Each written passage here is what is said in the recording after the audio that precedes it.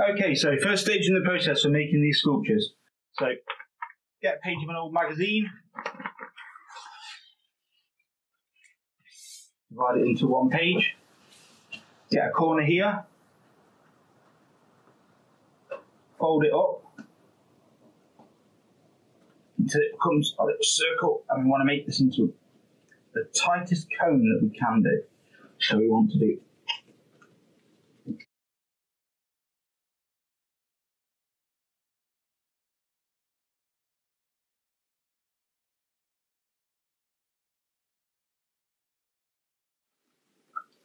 right here, and then get a bit of tape and make sure that you secure that to form.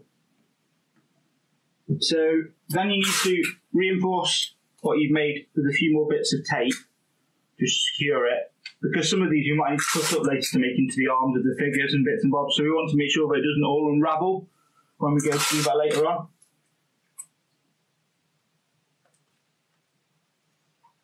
So there you go.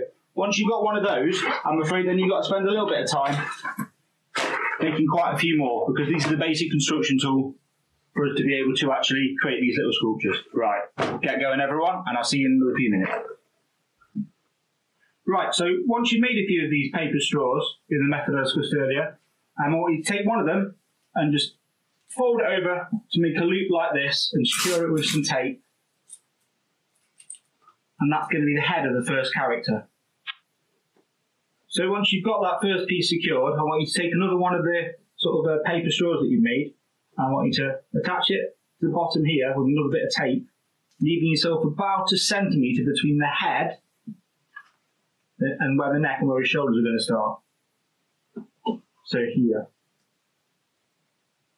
Right, once you've got that first piece attached, I want you to then make it into a sort of loop, and then sellotape the next piece halfway up like that. Right, so next stage, get another paper straw from your collection, place your original attempt at the sculpture here, take this, fold it over, and then get a pair of scissors and just cut it here. Or if, like me, you've had a bit of problem cutting it, get an adult to help you and just a bit of muscle. But you just want to mark it so you've got the right distance, so you don't end up with like a really wobbly leg on your character, or someone looks like he's sort of like hobbling along. Okay, so next stage is get your character and get. I've used a bit of a magazine for this because I wanted the clothes of the character to look slightly more contrasty compared to the sort of structure of the person's skin, I suppose. Okay, next stage, add an arm to the character. So what I'm going to do, get tape, attach it at the top. I'm trying to stick this off the character's backbone that's underneath the actual clothing that I've given them, but it will still stick to it.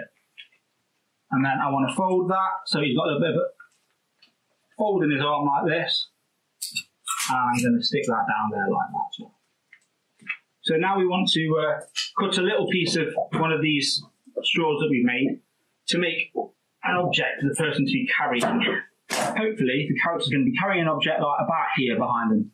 Right, so now I'm going to make the person's briefcase. So I've just got a scrap of paper, cut it into an oblong, and literally it should be a case of seeing how it is to scale with the character, and then popping it under their arm like that.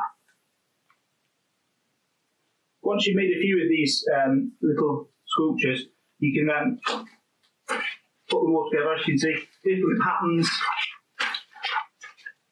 different sized people. Then we'll start to make them into a 3D scene. I want you to take each one of the characters that you've made and sort of rotate them around in your hands and plug them up, and you start to find that actually they are slightly more 3D than you thought, because we're now going to stick these onto a scene. Okay, so as you can see here, I've got my figures, and I'm sticking them down to the cardboard base. To do in front, then I'll stand up, that's lovely. If I bring these two up, I can then just use a little bit of masking tape to keep those together as a group. This guy wants to be walking this way, I believe. Use it a more jaunty angle. There we go. And the last person There.